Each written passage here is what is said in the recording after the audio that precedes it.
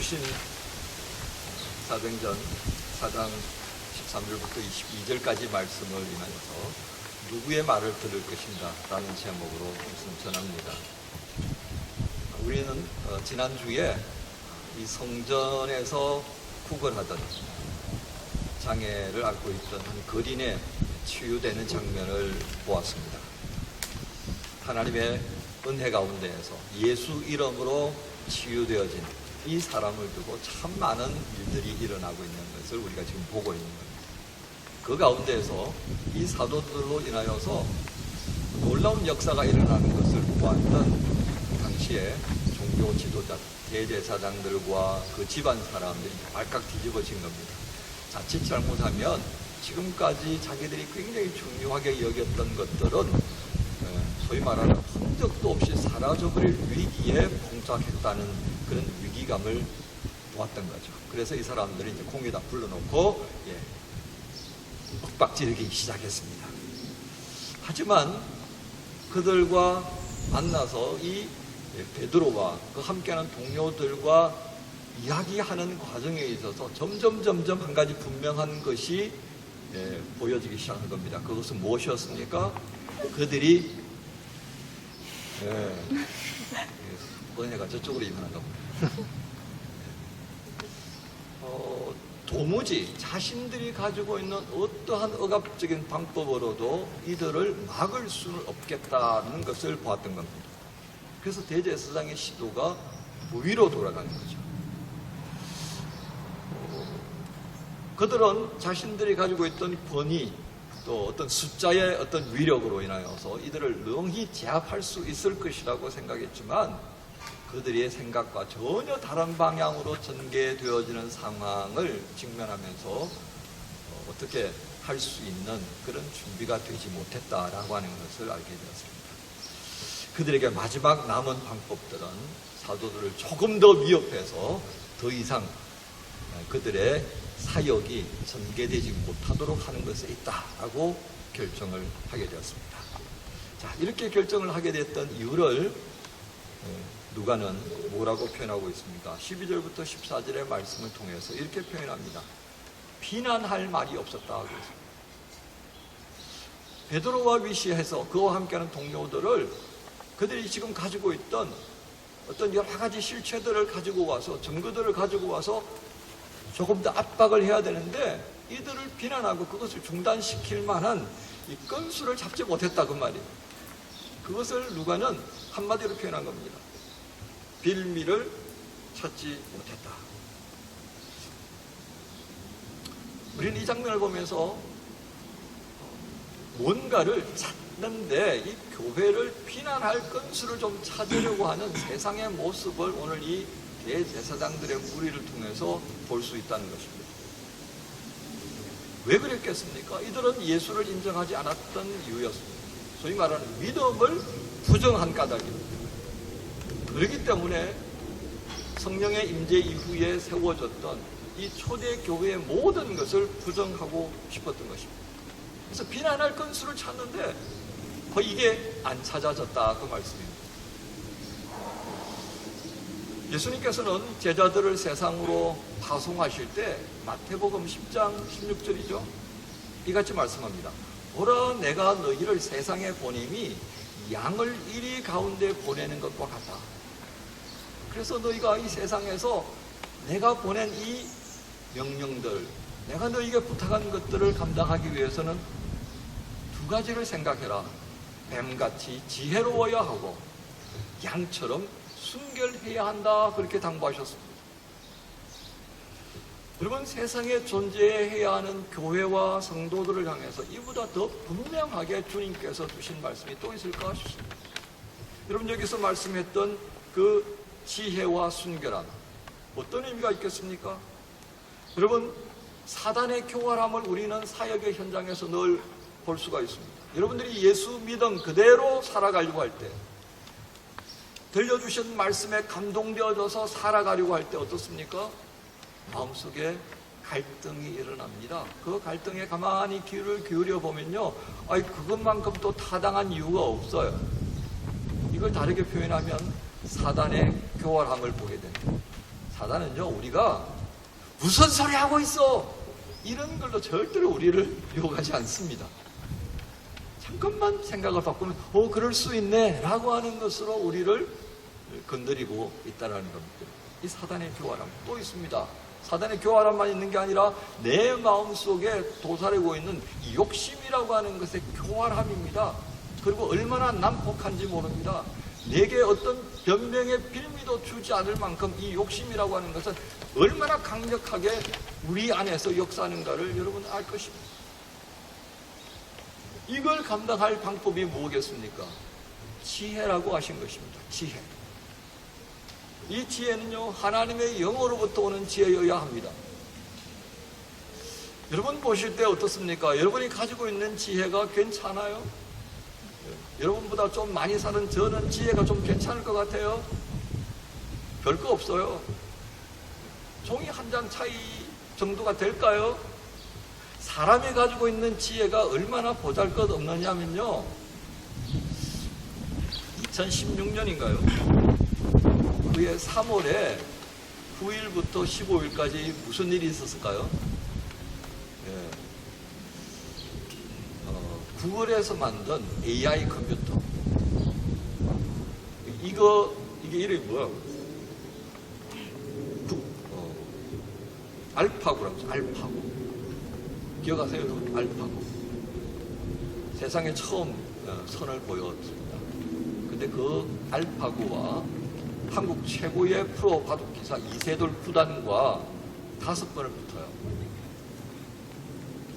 몇 번 이겼는지 혹시 아십니까? 이세돌 구단이 한 번 딱 이겼어요. 놀라운 것은 1918년인가요? 이 알파고가 이제 그의 임무를 종료하고 해체됩니다. 그런데 이 알파고가 그 기간 동안에 74번의 바둑을 뒀어요. 사람과. 딱 한 번 졌습니다. 누구한테요? 이세돌한테. 이게 뭘 말하죠? 인공지능 그 구글이 10년을 기울여서 사람들에게 선보였던 알파고라고 하는 그 컴퓨터의 능력이요, 그가 가지고 있던 축적된 양이 사람의 지혜를 넘어서 버렸다는 겁니다. 이세돌 구단은 어떤 사람인가 아세요? 우리가 상상할 수 없는 세계를 헤아리던 사람, 순간적인 아인블릭. 눈만 한 번 돌려도 그 사람에게 이미 바둑판 수십 개가 지나가는 그런 능력을 가지고 있는 최고의 바둑기사입니다. 그런데 5번 붙어서 몇 번 이겼다고요? 한 번이요, 한 번. 74번 바둑을 떠가지고요, 알파고가 딱 한 번 져버렸습니다. 놀라운 것 아니겠습니까? 이처럼 이 알파고를 통해서 사람이 가지고 있는 지식, 지혜, 이게 별것 아니다는 것이 확인되어 버렸습니다. 그 이후로 모든 세계의 연구소들은 이 인공지능을 연구하기 위해서 엄청난 돈을 쏟아붓고 있습니다. 이와 관련해서 제가 올 연초에 설교를 했던 바가 있습니다. 우리가 가지고 있는 지혜라고 하는 것, 지식이라고 하는 것이 별로 그렇게 크게 부각되지 않는 시대를 살아갑니다. 무엇도 감당 못한다고요? 내 안에서 일어나는 이 욕심으로 인한 그 난폭함들, 사단의 교묘함도 제대로 헤아리지 못하는 수준이라고 하는 것을 봅니다. 어떻게 해야 되겠습니까? 하나님께서 우리에게 주시는 이 잠언의 말씀 9장 10절에 지혜는 하나님의 근원이라고 그랬습니다. 지혜의 근원인 하나님을 경외하는 것이 우리가 해야 할 기본적인 모습이라고 하는 것을 일깨워줍니다. 결국 뱀처럼 지혜로워라고 하는 예수님의 말씀은 어디에 근거하고 있다고요? 그렇습니다. 모든 지혜의 근원되는 하나님께 주목하지 않는다면 우리는 그 어떤 것에서부터 자유로울 수 없게 되는 인생이다. 그렇게 표현한 것입니다. 그렇다면 비둘기처럼 순결하라는 것은 무엇이겠습니까? 뭐 이런들 어떠하리 저런들 어떠하리 그런 직구가 혹시 기억나십니까? 이방원이 조선의 태종이 되는데요, 정몽주 선생을 선주교에서 죽이기 전에 이 하여가로 회유하려고 합니다. 그때 정몽주 선생이 답했던 게 뭐예요? 단심가였죠.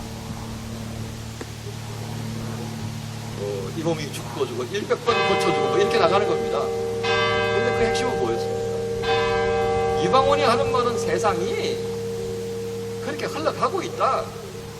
그 흘러가는 세상과 같이 흘러가자 그 말이에요. 대세는 이미 넘어갔다. 고려 왕조를 위해서 당신 더 이상 마음 두지 마라. 당신의 그 기계, 당신의 그 학문적인 모든 역량들 새로 태어나는 조선을 위해서 쓰자 그 말을 한 거예요. 그러자 정몽주는 그렇게 말합니다. 아니, 나는 오직 내가 섬기기로 작정했던 이 죽은 하나로 나는 끝을 볼 거야 그 말이었어요. 여러분, 그렇다면 성경이 신구약을 걸쳐서 우리에게 말씀하고 있는 순결은 결국 뭐로 의미하겠습니까? 하나님을 향한, 야훼 하나님 그 이름을 향한 일편단심이라고 하는 것을 우리가 알아야 합니다. 그렇다면 오늘 말씀을 정리하면 어떻습니까?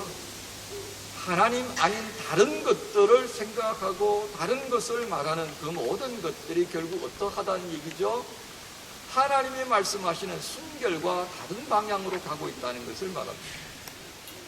구약에 하나님의 백성들이 망했던 이유가 바로 그것에 근거합니다. 오늘 베드로가 이 대제사장의 그 가문의 사람들 앞에서 외치고 있던 이 진리는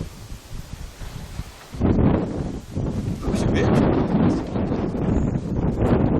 하나님의 능력이라고 하는 것을 그들이 알고 있었습니다. 그런데 그것을 부인할 수가 없는 것이 그 능력이 지금 베드로를 통하여서 예수의 이름으로 이 사람에게 나타났고 그 사람이 그들 앞에 건강한 모습이 좀 서 있다라고 하니 부인할 수 없는 사실 때문입니다. 바로 이것 때문에 대제사장의 무리들은 더 이상 비난할 수가 없었던 것입니다.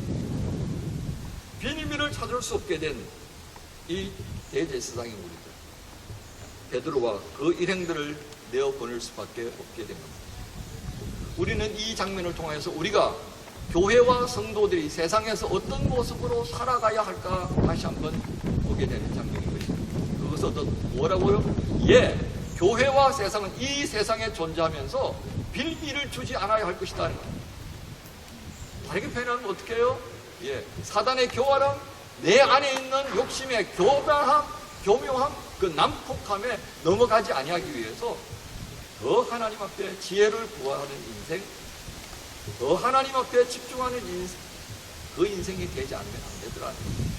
바로 그것을 알았던 베드로가 성령의 임재를 경험하면서 이 진리를 붙들고 그 진리 대신 예수 이름을 선포하자, 그 역사가 성전 문 앞에 앉아있던 그 거린에게 나타났고 그 거린을 보고 있었던 대제사장의 무리들은 아무런 빌미도 찾지 못하게 되었다는 것입니다.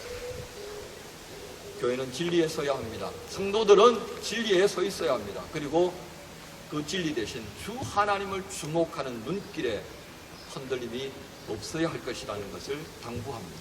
흔들림이 없을 때 세상은 교회를 향해서 어떤 빌미도 찾을 수 없다는 것입니다.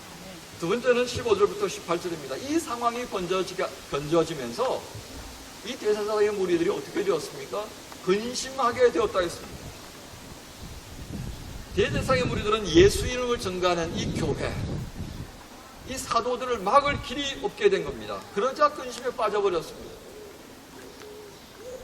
죄를 찾을 수 없게 된 무리들은 결국 사도들을 공회에서 나가라 할 수밖에 없었습니다. 고민에 빠진 대제사장의 무리들, 사도들로 인하여 이 모든 표적이 예루살렘 사람이 다 알게 되어버렸습니다. 이걸 추스릴 방법이 없게 된 거죠. 여러분, 우리는 여기서 교회가 진리를 지키고 그 진리를 선포하게 될 때에, 뭐 다르게 표현하면 예수 그리스도의 이름을 증거하는 일에 집중하게 되면 대제사장의 무리들이 근심하는 것처럼 세상은 근심에 빠질 수밖에 없다는 겁니다. 왜요? 그들이 중요하게 여겼던 원칙들이 여기에는 대입을 할 수가 없다고 말이죠. 위협하면 좀 움츠러들 줄도 알아야 되는데 아무런 반응이 없더라고 말이에요. 사도행전 17장 1절 9절을 보면요, 이 바울이 그 일행들과 함께 데살로니가에서 복음을 전하게 됩니다. 복음을 전할 때 유대인들이 데살로니가 사람들을 선동하면서 이와 같이 말합니다. 천하를 어지럽게 하던 사람들이 여기도 이르렀다. 천하를 어지럽게 하던 사람들이. 이게 초대교회의 사람들이 들었던 이름에 담겨져 있는 배경입니다. 이게 그리스도인이라고 하는 것이 좋은 이 이름이 아니란 말이죠. 세상을 소란케 하는 사람들.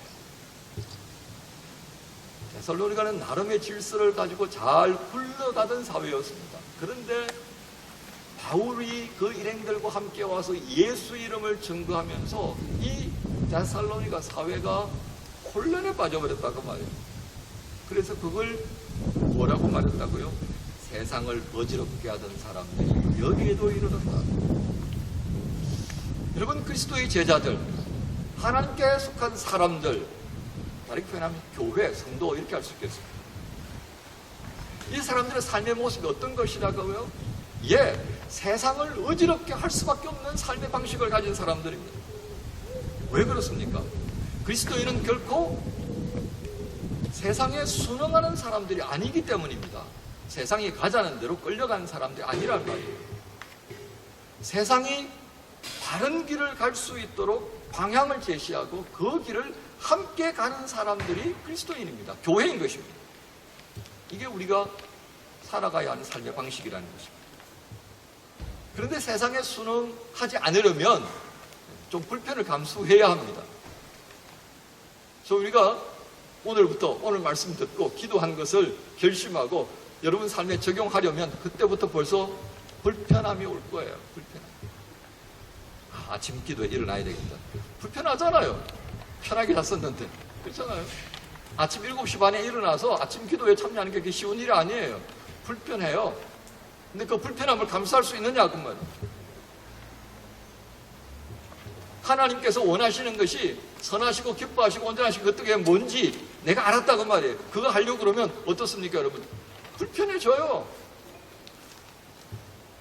그 불편함을 우리가 감수할 결심이 안 되어 있다면 우리는 그때부터 어떻게 될 것 같습니까? 세상과 함께 가고 있다는 것을 우리가 받아들여야 합니다. 내가 지금 세상과 함께 가고 있구나. 세상의 편한 방식을 내가 받아들였구나. 그 말인 것이죠. 이렇게 해서 세상과 동행해 가는 그 달콤함이 정말 강렬해요. 그거 우리가 인정해야 되잖아요. 그렇죠? 그 달콤함이 있기 때문에 하나님 말씀대로 산다는 게 정말 쉽지가 않습니다. 그런데 만약 우리가 하나님의 자녀라고 하고 그리스도의 제사라고 그러고 그리스도의 몸으로 피로 값주고 세워진 교회에 소속되어 있는 것이라고 하는 이 존재의식을 가지면 그 시간부터 마음이 어떻습니까? 불편해져요. 내 육신은 편할지 모르지만 마음은 불편하고요. 자꾸 답답해지는 것을 여러분 느낄 수밖에 없을 것입니다. 그것은 결국 무엇을 의미합니까? 하나님이 우리 각자에게 지금 묻고 계신다 이 말씀입니다. 사랑하는 여러분, 교회와 성도가 가져야 할 역할들을 잊지 않아야 하기를 바라시는 주님의 마음을 헤아릴 수 있기를 바랍니다. 세 번째, 오늘 말씀의 결론일 수 있겠습니다. 억압하면서 내어보내주는 이 대제사장의 무리들이 예수 이름으로 말하지도 말고 가르치지도 말아라 그렇게 당부합니다. 그러자 이 말을 듣고 베드로가 이렇게 묻습니다. 하나님 말씀 듣는 게 옳아요? 아니면 당신들 말 듣는 게 옳습니까?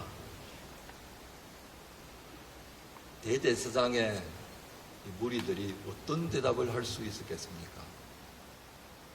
여러분 한번 생각해 보세요. 이들이 그래 하나님 말씀을 들어야지 이렇게 대답했겠습니까? 아니면 우리 말을 들어야지 라고 대답했겠습니까?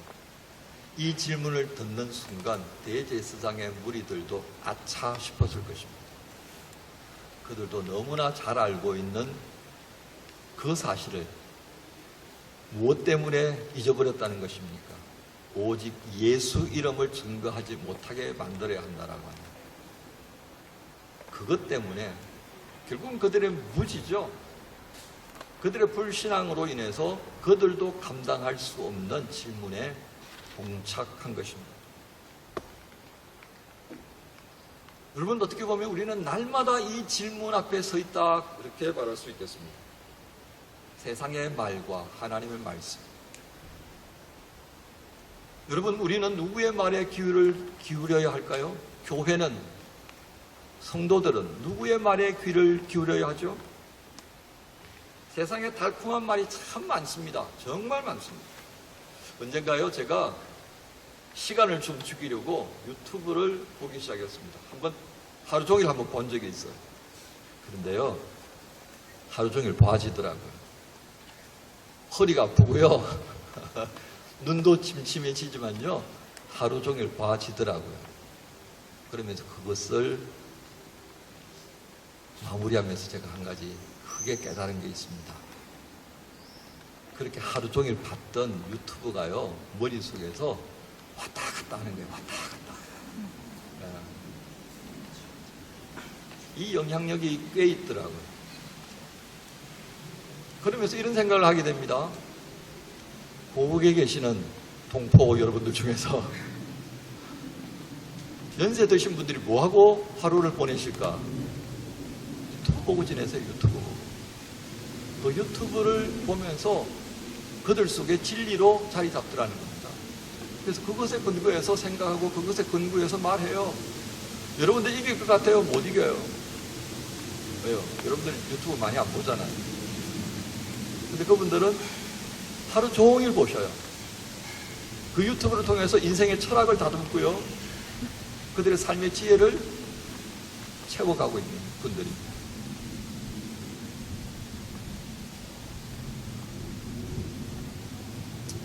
이렇게 한번 생각해보죠. 이 장면을 그대로 가져와서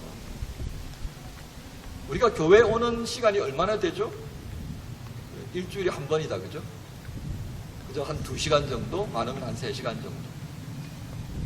일주일이 시간이 얼마나 될 것 같아요? 24 곱하기 7. 6분의 1밖에 안 되잖아요. 7분의 1.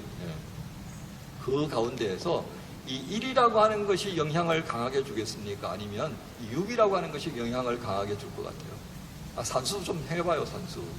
어디가 좀 더 셀 것 같아요? 우리는 인정하든 부정하든 관계없이요, 6분, 이 6개라고 하는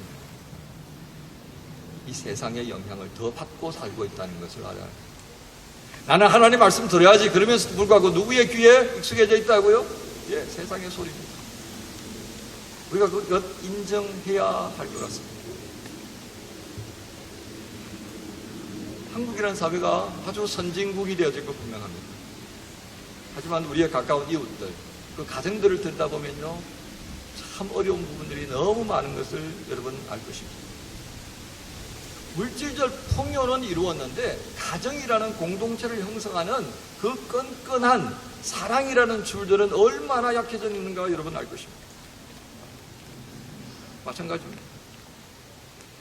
극단적 경쟁 관계로 치닫는 직장 생활들, 누군가가 나보다 조금 더 특별한 대우를 받는다 싶으면 결코 참아낼 수 없는,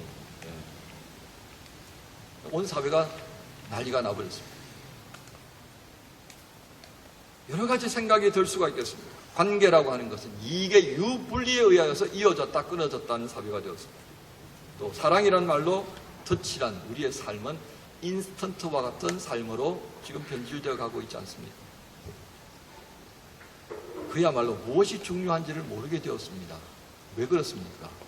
달콤한 것에 너무 귀를 기울이고 사는 까닭이라 하겠습니다.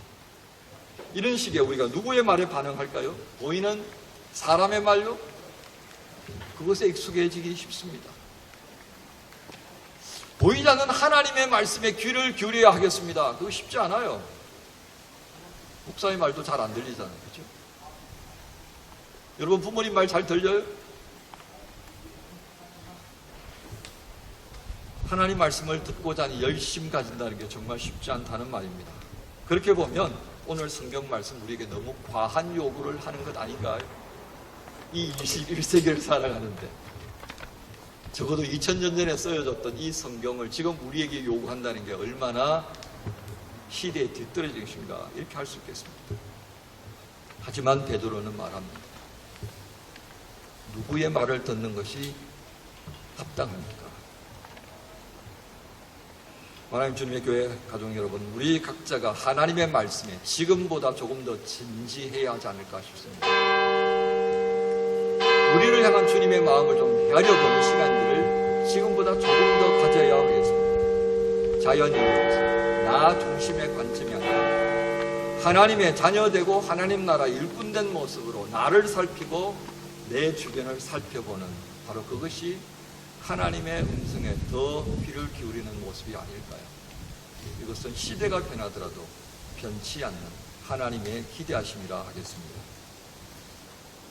이제는 결정해야 하지 않겠습니까? 젊을 때 결정하시면 그 결심이 오래 갈 수 있습니다. 제가 살아보니까 그렇더라고요. 주께서 오늘 말씀 듣는 우리 모두에게 지혜롭고 순결한 마음 주시기를 원합니다. 함께 기도합니다. 참 좋으신 하나님, 오늘 누구의 말을 듣는 것이 옳은지 말하라라고 하는 베드로의 음성을 통해 주님의 마음을 또 한번 헤아려 봅니다. 주님, 이 세상에 살아가는 교회, 성도된 우리 모두에게 지혜롭고 순결한 심령으로 주의 뜻을 감당해낼 수 있도록 도와주옵소서. 예수님의 이름으로 기도합니다. 아멘.